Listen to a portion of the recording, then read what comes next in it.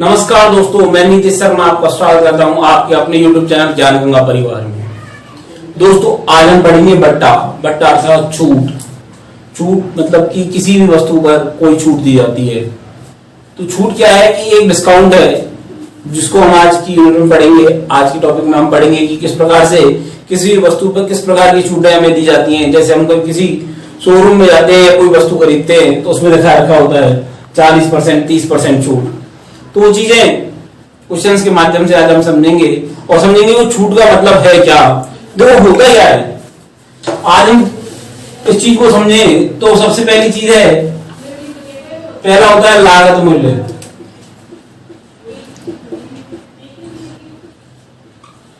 एक होता है क्रय मूल्य, तीसरा होता है अंकित मूल्य, एक होता है विक्रय मूल्य। इनमें से लागत मूल्य अर्थात क्रय मूल्य, लागत मतलब कि जितना किसी वस्तु में लागत आई है तो वो क्या होगा, लागत मूल्य। क्रय मूल्य जिस पर वस्तु को खरीदा जाता है। अंकित मूल्य उस वस्तु पर जो मूल्य अंकित किया जाता है अर्थात, और विक्रय मूल्य जिस पर वस्तु को बेचा जाता है। क्या है अंकित मूल्य और विक्रय मूल्य? इन दोनों के बीच में जो संबंध बनाया जाता है, जो गणितीय संबंध बनाया जाता है, वही क्या है, बट्टा है। कि मान लो जैसे कि हम समझे कि मान लो कोई वस्तु पर अंकित मूल्य है, अंकित मूल्य 100 रुपए दे रखा है किसी वस्तु का। हम कोई सामान खरीदने गए, जैसे मान लो मैं कोई मार्कर ही खरीदने गया और मार्कर की रेट अच्छी है, 100 रुपए का एक मार्कर है। यदि वो 100 रुपए का मार्कर है और उसमें हमें छूट दे रखी है, अंकित मूल्य 100 रुपए का रखा है, लेकिन मुझे छूट उसमें छूट दे रखी है 50% की। क्या दे रखी है उसमें? 50% की छूट दे रखी है। छूट दे रखी कितनी? 50% की यदि छूट दे रखी है तो क्या है, 100 का 50% अर्थात विक्रय मूल्य क्या आ जाएगा? विक्रय मूल्य क्या आ जाएगा? 50 रुपए आ जाएगा। कितना आ जाएगा? 50 रुपए आ जाएगा। तो विक्रय मूल्य उसका 50 है, अंकित मूल्य क्या है? 100, और छूट कितनी दे रखी है? 50% की छूट दे रखी है। ये तो एक छूट है, एक छूट को आसानी से निकाल लेते हैं। तो हम आज हम जानेंगे किस प्रकार से 2 छूट 3 छूट जब दे रखी होती हैं तो कैसे सक्सेसिव छूट निकालते हैं, कैसे क्रमवार छूटों का हम काम में लेते हुए रिजल्टेंट निकालते हैं कि किस प्रकार से सब छूटों को मिला के लास्ट में क्या छूट बनेगी, उसकी रिजल्टेंट छूट क्या आएगी, इस चीज को हम जानेंगे। देखो अभी तक हमने जाना लागत मूल्य क्या है, जितने वस्तु को बनाने में जो मूल्य आता है लागत मूल्य। अक्सर लागत मूल्य को ही क्रय मूल्य बोला जाता है। अंकित मूल्य जो वस्तु पर एमआरपी अंकित होती है, इसे एमआरपी भी कहते हैं। विक्रय मूल्य सेलिंग प्राइस है जिस पर वस्तु को बेचा जाता है। अब हम जानेंगे कि बट्टे को किस प्रकार से हम डिस्क्राइब करते हैं क्वेश्चंस के माध्यम से। हम जानते हैं कि बट्टा क्या है, अभी तक हमने जाना एक छूट को बट्टा मान लेंगे हम। लेकिन अब छूट भी हमें ज्यादा दे रखी हो, जैसे हमें दे रखा है किसी वस्तु पर 20% की छूट दे रखी है, एक 30% की दे रखी है। क्या दे रखी है? ये क्रमागत छूटें दे रखी है। और हमसे पूछा है कि एक छूट दे रखी है हमें 20% की, उसके बाद में हमें 30% की छूट दे रखी है। तो हमसे रिजल्टेंट छूट पूछी है तो हम क्या करेंगे, 2 सक्सेसिव छूट हमें दे रखी है तो उनका रिजल्टेंट क्या आएगा। तो हम क्या करेंगे, इसके लिए हमने एक फॉर्मूला पहले भी पढ़ रखा है, x + y - xy अपॉन 100। जब क्या है छूट 2 दे रखी है तो उनकी समतुल्य छूट क्या होगी, समतुल्य बट्टा क्या होगा, इसे क्या बोलते हैं, समतुल्य बट्टा। इधर लिख लेता हूं, समतुल्य बट्टा। तो समतुल्य बट्टा क्या आएगा, xy - xy अपॉन 100। अब मान लो x कितना आ गया, 20 + 30 - 20 गुना 30/100। 2 जीरो से 2 जीरो कट गई। 50 में से कितना कट जाएगा, 6, तो कितना आ गया, 44%। अर्थात यदि किसी वस्तु पर मैं पहले 20% की छूट दूं, फिर 30% की छूट दूं, या फिर मैं डायरेक्ट उस पर 44% की छूट दूं, तो दोनों बातें एक ही होंगी। एक ही बात होगी यदि किसी वस्तु पर मैं पहले 20% की छूट देता हूं, उसके बाद में जब मैं 30% की छूट देता हूं, और या फिर मैं एक बार में ही 44% की छूट दे देता हूं, तो दोनों को बात एक ही होगी। समझते हैं।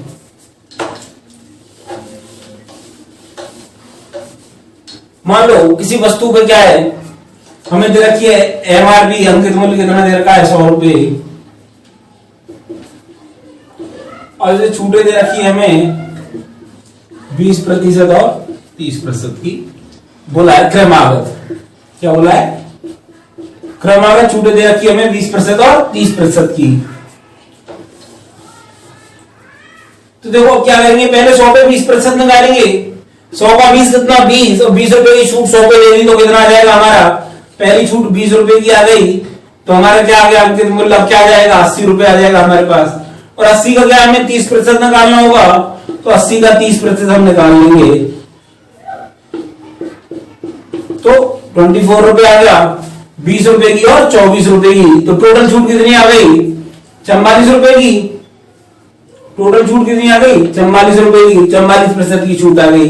या फिर मैंने समतुल्य भट्टे के लिए बोला था, दोनों का समतुल्य भट्टा हम निकाल लेंगे, तो कितना आया था? वही 44 आया था। 100 का 44 वही 44 आएगा। तो ये चीज हमारी समझ में आ चुकी है।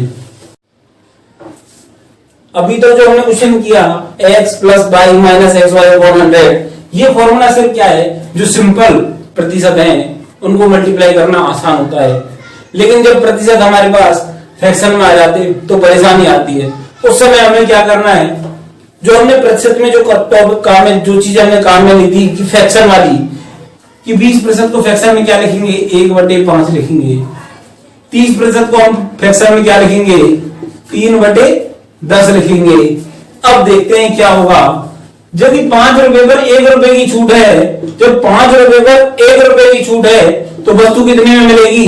4 में। जब 5 रुपए की वस्तु है, उस पर 1 रुपए की छूट दे दी, तो वस्तु 4 में मिलेगी।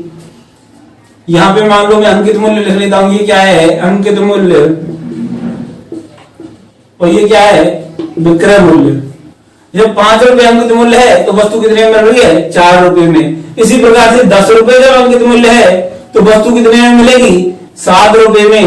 अब इनको हम करेंगे तो 10 पंजे 50, 50 रुपए की वस्तु जो अंकित मूल्य 50 रुपए है, वो कितने में मिल रही है? 7 चौक 28 रुपए में। कितने में? 28 रुपए में मिल रही है। 50 रुपए जब अंकित मूल्य है, तो वस्तु कितने में मिल रही है? 28 रुपए में हमें वस्तु प्राप्त हो रही है।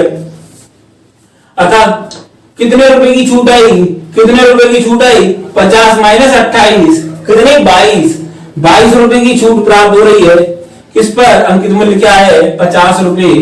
50 रुपए पर गुना 100 काट दिया 2 बार, कितना आ गया? वही 44% छूट हमें प्राप्त हो रही है। अब तक हम समझाए क्या है, जब हमें 2 क्रमागत छूटें दे रखी हैं, तो उनका दो क्रमागत बट्टे दे रखे हैं, तो उनका समतुल्य बट्टा किस प्रकार से निकालते हैं? पहले हमने फॉर्मूले के माध्यम से समझा। पहला फॉर्मूला क्या था? x plus Y minus X Y upon 100।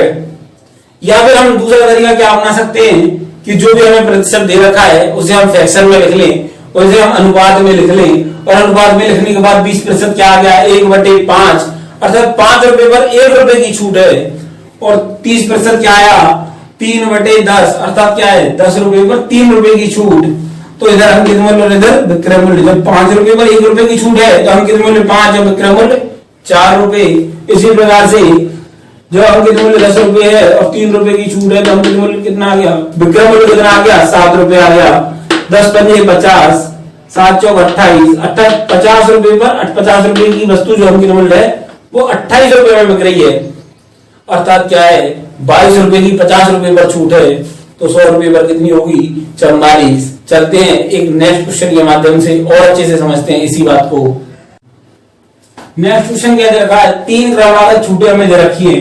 12 से 1/2% की छूट, 14 से 2/7% की छूट, और तीसरी क्या है? 16 से 2/3% की छूट दे रखी है। और हमसे समतुल्य बट्टा पूछा है। किसके समतुल्य बट्टा क्या होगा? सक्सेसिव छूट क्या होगी, सक्सेसिव बट्टा क्या होगा इसका। तो इसके लिए हमें क्या करना है, या तो हमने जो एक फॉर्मूला पढ़ा था x plus Y minus X Y upon 100, उससे इन दोनों को कर लें और इन दोनों का जो रिजल्टेंट आएगा उसका और इसका कर लें, या फिर 100 मानते हुए 100 का 12.5% जो आएगा उसका हम 14 से 2/3% और उसके बाद में जो आएगा उसका 16 से 2/3% निकालें। लेकिन ये चीजें कारगर नहीं है। हमने प्रतिशत में जाना था, जब मैंने प्रतिशत पढ़ाई थी 12 से 1/2% कितना होता है, ये कितना है 25% का आधा है। 25 क्या होता है 1/4, तो ये क्या होगा 1/8 होगा। ये क्या है 14 से 2/7 क्या आ रहा है, तो क्या होगा ये 1/7 और ये क्या है 16 से 2/3 अर्थात 1/6। यदि हमें ये चीज पता है तो हम आसानी से निकाल लेंगे ये 1/8, 1/7 और 1/6 अर्थात क्या है 8 रुपए पर 1 रुपए की छूट, 7 रुपए पर 1 रुपए की छूट, 6 रुपए पर 1 रुपए की छूट। वही हमें क्या लिखना है एमआरपी अर्थात अंकित मूल्य, और इधर क्या लिखना है हमें विक्रय मूल्य, अंकित मूल्य और विक्रय मूल्य। जब 8 रुपए की कोई वस्तु है 1 रुपए की छूट है, जब 8 रुपए की कोई वस्तु है 1 रुपए की छूट है तो कितने में बिकेगी 7 रुपए में। जब कोई 7 रुपए की वस्तु है और उस पर हम 1 रुपए की छूट प्रदान कर रहे हैं तो वो कितने में मिलेगी 6 में। लेकिन जब वस्तु 6 रुपए की है और 1 रुपए की छूट दे दी तो कितने में मिलेगी 5 रुपए में। मल्टीप्लाई करना है लेकिन 6 से 6 कट जाएगा, 7 से 7 कट जाएगा अर्थात क्या है 8 रुपए की वस्तु 5 रुपए में। क्या है 8 रुपए की वस्तु 5 रुपए में मिलेगी। 8 की वस्तु जब 5 में मिल रही है तो कितने की छूट प्रदान हो रही है 3 रुपए की छूट मिल रही है। किस पर 8 रुपए पर गुना 100, क्योंकि एमआरपी तो यही थी, इसी पे तो चेक करना है, छूट तो हम इसी पे देंगे। 8 रुपए पे हमने छूट दी है 3 रुपए की, तो इसे काट लिया 2 बार, इसे काट लिया कितनी बार 25, 25 दिया 75 और 75 का आधा 37.5%। कितना आ गया इसका समतुल्य बट्टा कितना आ गया 37.5% आ गया।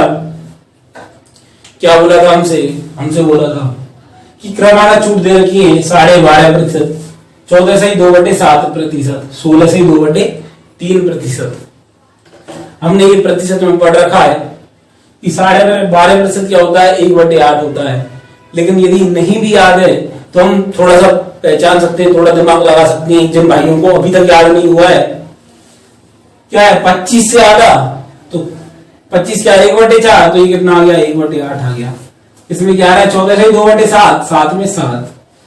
अब इसमें क्या है 16 से 2/3 अर्थात 1/6। धीरे धीरे आप जब रेगुलर क्लासेस देखोगे, रोज जब आप क्लास देखोगे, घर पे अभ्यास करोगे तो यकीन मानिए ये चीजें ऐसे रट जाएंगी, एकदम दिमाग में आपके में आत्मसात हो जाएंगी, कभी आपको जरूरत नहीं पड़ेगी इन चीजों की।